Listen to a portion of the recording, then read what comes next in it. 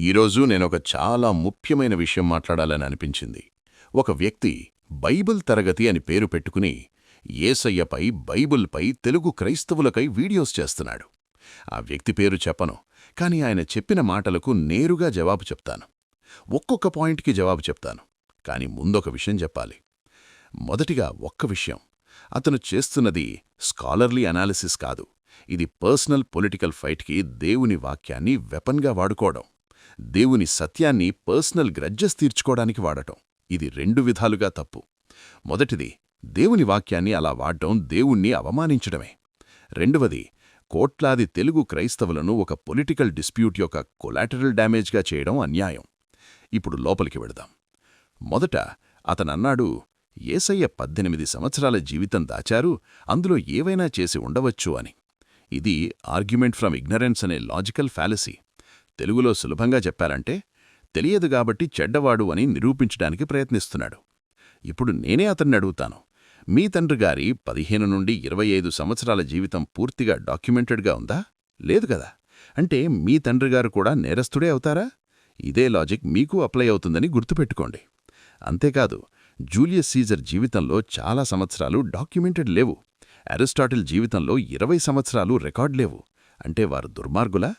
Historical scholarship అంటే available evidence బట్టి judge చేయడం, యాబ్సెంట్ ఎవిడెన్స్ బట్టి అపవాదు చెప్పడం కాదు. అంతేకాదు, లూకా 2:52 చాలా క్లియర్గా చెప్తుంది, ఆ సంవత్సరాలలో యేసయ్య జ్ఞానంలో, దేవుని అనుగ్రహంలో, మనుష్యుల అనుగ్రహంలో వర్ధిల్లుచుండెను అని.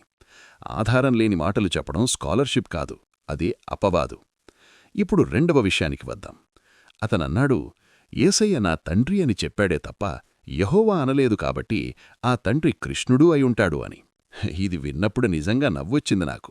అతను కృష్ణుడు అని చెప్పడానికి ఒక్క హిస్టారికల్ ఆధారం, ఒక్క టెక్స్చువల్ ఎవిడెన్స్, ఒక్క ఆర్కియోలాజికల్ ప్రూఫ్ ఉందా? లేదు. ఇది ప్యూర్ ఇమాజినేషన్. ఇప్పుడు సత్యం చెప్తాను. యేసయ్య మాట్లాడిన భాష అరమైక్. మాట్లాడిన సమాజం పూర్తిగా యూదు సమాజం. ఆ కాంటెక్స్లో తండ్రి అంటే ఒక్కడే, యెహోవా. కృష్ణుడనే కాన్సెప్ట్ ఆ ఫస్ట్ సెంచరీ యూదు సమాజంలో ఎగ్జిస్ట్ అవ్వలేదే. అంతేకాదు, యోహాను 8:54లో యేసయ్య నేరుగా చెప్పాడు, మీరు మీ దేవుడని చెప్పుకునే ఆయనే నా తండ్రి అని. యూదులతో మాట్లాడుతూ, మీరు మీ దేవుడని చెప్పుకునే ఆయనే అని చెబితే అది యెహోవా కాకుండా ఇంకెవరవుతారు? ఇంకొక విషయం, ఈ వ్యక్తి చెప్పిన భారతదేశంలో ట్రైనింగ్ తీసుకున్నాడు అనే థియరీని మొదట 1894లో నికోలస్ నోటవిచ్ అనే రష్యన్ జర్నలిస్ట్ చెప్పారు. కానీ స్కాలర్స్ వెళ్లి వెరిఫై చేసినప్పుడు ఆయన క్లెయిమ్ చేసిన మాన్యుస్క్రిప్ట్స్ ఎగ్జిస్ట్ అవ్వవని, మంక్స్ కూడా అలాంటివి లేవని కన్ఫర్మ్ చేశారు. అంటే ఆ థియరీ యొక్క ఫౌండేషనే అబద్ధం. అబద్ధపు ఫౌండేషన్ మీద నిర్మించిన వాదన ఎంతటి గొప్పదైనా కూలిపోతుంది. మూడవ విషయం, యేసయ్య మార్మికంగా మాట్లాడాడు కాబట్టి భయపడ్డాడు అని అన్నాడు ఆ వ్యక్తి. సరే, ఒక్క క్షణం ఆలోచించండి. ఆ వ్యక్తే తన వీడియోలో గరిపాటిగారు జోక్ వేస్తూ మాట్లాడతారు అని ప్రైజ్ చేశాడు. గరిపాటిగారు ప్రతి విషయం స్ట్రెయిట్గా చెప్పరు. స్టోరీస్ చెప్తారు, ఎగ్జాంపుల్స్ వాడతారు, హ్యూమర్ వాడతారు. అంటే గరిపాటిగారు కూడా భయపడుతున్నారా? సోక్రటీస్ ఎప్పుడూ డైరెక్ట్ ఆన్సర్స్ ఇవ్వలేదు, క్వశ్చన్స్ అడిగేవాడు. బుద్ధ ఉపమానాలలో మాట్లాడాడు. కన్ఫ్యూషియస్ ఇండైరెక్ట్గా చెప్పాడు. వీళ్లందరూ భయపడ్డారా? ఇండైరెక్ట్ టీచింగ్ అనేదే హయ్యెస్ట్ ఫార్మ్ ఆఫ్ పెడగాజీ. అది వీక్నెస్ కాదు. అంతేకాదు, మత్తయి 23లో యేసయ్య పరిసయ్యులతో నేరుగా ఏమన్నాడో చదివారా? వేషధారులైన శాస్త్రులారా, పరిసయ్యులారా, కపటులారా అని 7 సార్లు వారి ముఖం మీదే అన్నారు. సర్పములారా, సర్పపు పిల్లలారా అని నేరుగా అన్నారు. ఇవి భయపడిన మనిషి మాటలా? ఇంకొక విషయం చెప్తాను. ఆ వ్యక్తే అన్నాడు, యేసయ్యను యూదులు చంపారు అని. ఒక్క క్షణం ఆలోచించండి. భయపడిన మనిషిని ఎవరైనా చంపుతారా? భయపడిన మనిషి ఏ థ్రెట్గా కనిపిస్తాడు? చంపే అవసరం వస్తుందా? యేసయ్య చంపబడ్డారు అంటే ఆయన మాటలు పవర్ఫుల్గా ఉన్నాయి, సిస్టమ్ని ఛాలెంజ్ చేశాయి. అది కరేజ్ యొక్క లక్షణం, ఫియర్ యొక్క లక్షణం కాదు. ఆ వ్యక్తి తన వాదనలోనే తన వాదనను తానే తప్పు అని నిరూపించుకున్నాడు. నాలుగవ విషయం, మోసే విడాకులు ఎలౌ చేశాడు. యేసయ్య మోసేని డైరెక్ట్గా ఖండించే ధైర్యం లేక పరోక్షంగా తప్పు అన్నాడు అని. ఇక్కడ ఆ వ్యక్తికి బిబ్లికల్ లా ఎలా వర్క్ చేస్తుందో అర్థం కాలేదు. మోసే విడాకులు కమాండ్ చేయలేదు, పర్మిట్ చేశాడు. ఇవి రెండూ కంప్లీట్గా వేర్వేరు విషయాలు. ఒక ఉదాహరణ చెప్తాను. మీ ఇంట్లో పిల్లలు గొడవ పడుతున్నారు. మీరు సరే వేర్వేరు గదుల్లో ఉండండి అంటారు. ఇది పర్మనెంట్ రూల్ కాదు, ఆ సిచ్యువేషన్కి టెంపరరీ కన్సెషన్. అంతమాత్రాన వేర్పడడం మంచిది అని మీరు చెప్పడం కాదు కదా. థియాలజీలో దీన్నే ప్రోగ్రెసివ్ రెవల్యూషన్ అంటారు. దేవుడు తన సత్యాన్ని దశలవారీగా రివీల్ చేస్తాడు. మోసే ఒక స్టేజికి ఇచ్చాడు, యేసయ్య కంప్లీట్ ట్రూత్ తీసుకొచ్చాడు. ఇది కాంట్రడిక్షన్ కాదు, కంప్లీషన్. అంతేకాదు, మత్తయి 5లో యేసయ్య 6 సార్లు అన్నాడు, పూర్వులతో చెప్పబడిన మాట మీరు వినియున్నారు, నేనైతే మీతో చెబుతున్నాను అని. ఒక్కసారి కాదు, 6 సార్లు ట్రెడిషనల్ లాకి హయ్యర్ స్టాండర్డ్ సెట్ చేశాడు. మత్తయి 5 చదివిన తర్వాత కూడా ధైర్యం లేదు అంటారా? 5వ విషయం, యేసయ్య తనను తాను దేవుడినేని ఎక్కడా చెప్పుకోలేదు అని అన్నాడు ఆ వ్యక్తి. ఇది అన్నిటికంటే బలహీనమైన వాదన. యోహాను 8:58 తెరవండి. అబ్రహాము పుట్టకముదుపు నేను ఉన్నాను అని. హీబ్రూలో దేవుని పేరు ఐయామ్ హూ ఐయామ్ అని నిర్గమాకాండం 3:14లో ఉంది.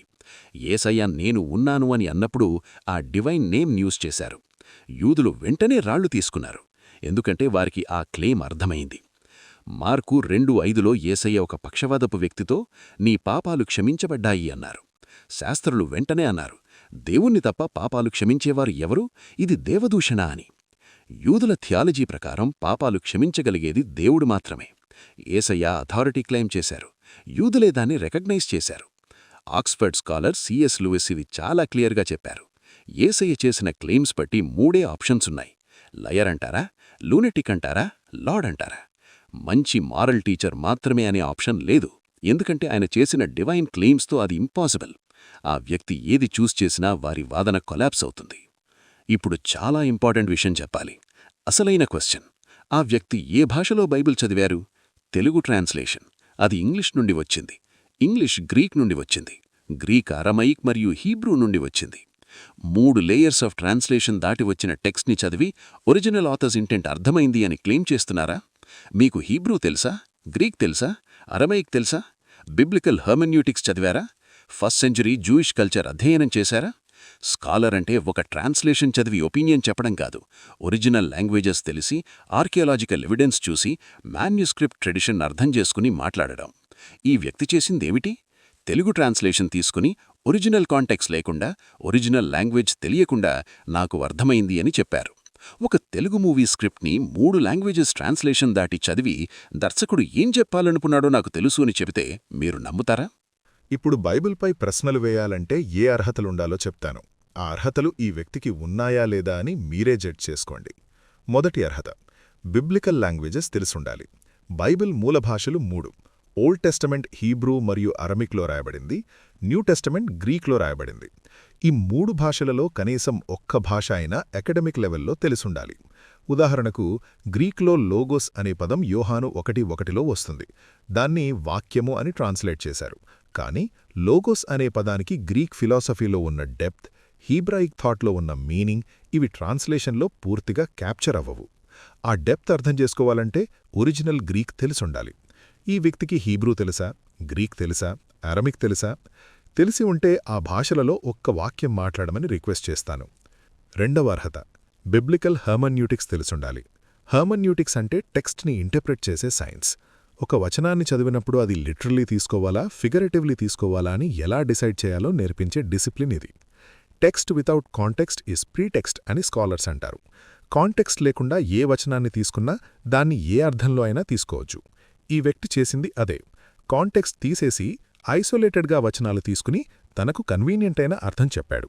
దీన్నే ఐసీజీసీస్ అంటారు. టెక్స్ట్లో లేనిది తనకు కావలసింది చొప్పించడం. నిజమైన స్కాలర్షిప్ అంటే ఎక్సిజీసిస్, టెక్స్టులో ఉన్నది తీసుకురావడం. మూడవ అర్హత, బిబ్లికల్ హిస్టరీ మరియు ఆర్కియాలజీ అర్థం కావాలి. డెడ్ సీ స్క్రోల్స్ ఏమిటో తెలిసుండాలి.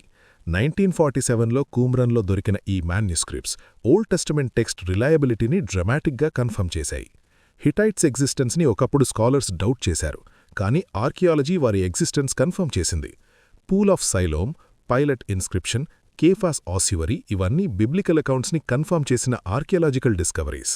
నాలుగవ అర్హత, టెక్స్చువల్ క్రిటిసిజం తెలిసుండాలి. బైబిల్ యొక్క మాన్యుస్క్రిప్ట్స్ ఎన్ని ఉన్నాయో తెలుసా? న్యూ టెస్టమెంట్కి మాత్రమే 5800 కంటే ఎక్కువ గ్రీక్ మాన్యుస్క్రిప్ట్స్ ఉన్నాయి. Latin, Syriac, Coptic, Armenian translations కలుపుకుంటే 24,000 కంటే ఎక్కువ మాన్యుస్క్రిప్ట్స్ ఉన్నాయి. పోలిక కోసం చెప్తాను. జూలియస్ సీజర్ యొక్క గ్యాలిక్ వార్డ్స్కి 10 మాన్యుస్క్రిప్ట్స్ ఉన్నాయి. అవి కూడా ఒరిజినల్ నుండి 1000 సంవత్సరాల తర్వాత రాయబడినవి. ఏ స్కాలర్ కూడా సీజర్ రాశాడా లేదా అని డౌట్ చేయరు. కానీ అదే స్టాండర్డ్తో న్యూ టెస్టమెంట్ 24,000 మాన్యుస్క్రిప్ట్స్తో అత్యంత వెల్ అటెస్టెడ్ ఏన్షియంట్ డాక్యుమెంట్. 5వ అర్హత, సిస్టమాటిక్ థియాలజీ అర్థం కావాలి. బైబిల్ 66 బుక్స్, 40 కంటే ఎక్కువ ఆథర్స్, 1500 సంవత్సరాల కాలంలో రాయబడింది. కానీ ఈ మొత్తంలో ఒక కన్సిస్టెంట్ థియోలాజికల్ ఫ్రేమ్వర్క్ ఉంది. అగస్టిన్, అక్వైనస్, క్యాల్విన్, లూథర్, బార్త్ వంటి జాయింట్స్ ఏం చెప్పారో అర్థం చేసుకున్న తర్వాత వారిని క్రిటిక్ చేసే అర్హత వస్తుంది. ఈ వ్యక్తి వీరిలో ఒక్కరి థియోలాజికల్ వర్క్స్ అయినా సీరియస్గా చదివారా? 6వ అర్హత, కౌంటర్ ఆర్గ్యుమెంట్స్ తెలిసుండాలి. CS Lewis, William Lane Craig, NT Wright, Ravi Zacharias, Lee Strobel వంటి స్కాలర్స్ బిబ్లికల్ క్రిటిసిజంకి అత్యంత డీటెయిల్డ్గా జవాబు చెప్పారు. ఈ వ్యక్తి వీరిలో ఒక్కరి వర్క్ అయినా చదివారా? చదవకుండా, అపోజింగ్ స్కాలర్షిప్ అర్థం చేసుకోకుండా నేను నిరూపించాను అనడం ఇంటలెక్చువల్ డిస్హానెస్టీ. 7 అత్యంత ముఖ్యమైన అర్హత, అకాడమిక్ అకౌంటబిలిటీ ఉండాలి. నిజమైన స్కాలర్ తన వర్క్ని పియర్ రివ్యూకి సబ్మిట్ చేస్తాడు, అకాడమిక్ జర్నల్స్లో పబ్లిష్ చేస్తాడు, ఎక్స్పర్ట్స్ ముందు ప్రజెంట్ చేస్తాడు. ఈ వ్యక్తి ఏ అకాడమిక్ ఇన్స్టిట్యూషన్లో చదివారు? ఏ థియోలాజికల్ సెమినారీలో డిగ్రీ ఉంది? ఏ పియర్ రివ్యూడ్ జర్నల్లో వారి రీసెర్చ్ పబ్లిష్ అయింది? ఒక్కటీ కూడా లేదు.